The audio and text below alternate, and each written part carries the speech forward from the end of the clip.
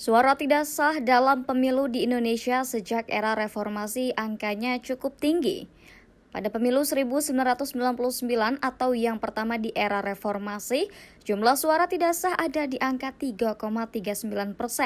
Kemudian pada pemilu 2024, suara tidak sah meningkat cukup drastis menjadi di angka 8,81%. Pada pemilu 2009 menjadi pesta demokrasi dengan suara tidak sah terbanyak dalam sejarah yakni di angka 14,38%. Kemudian pada pemilu 2004, suara tidak sah meningkat cukup drastis menjadi di angka 8,81%.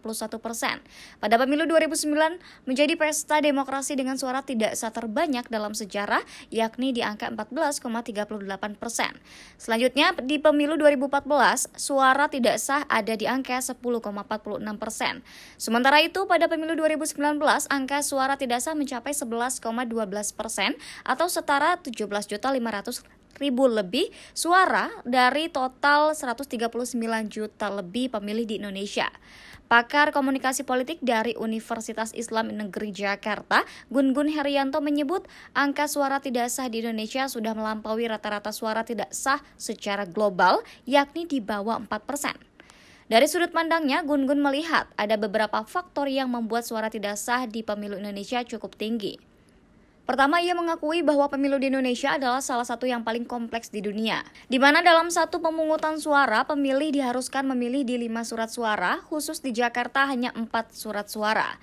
Pemilu serentak nasional, pemilih capres, DPD, DPR RI. Pasalnya Gun Gun, jika dengan model pemilu saat ini banyak pemilih yang tidak mengenal para calonnya.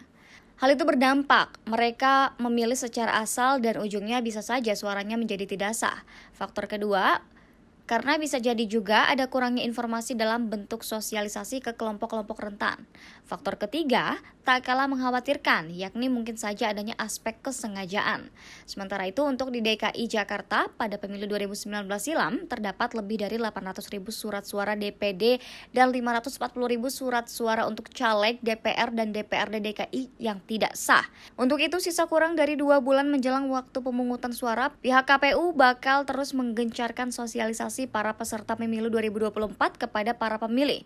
Hal itu agar pemilih bisa mengenali para calon wakil rakyat mereka. Download Tribun X sekarang, menghadirkan lokal menjadi Indonesia.